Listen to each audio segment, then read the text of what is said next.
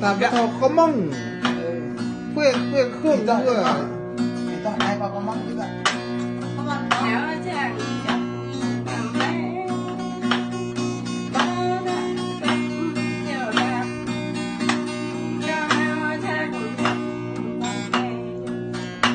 bây giờ taoจะมี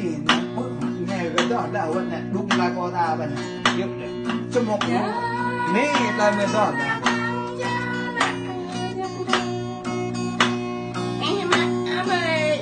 con mong này dọn đi hả à khâu dọn đây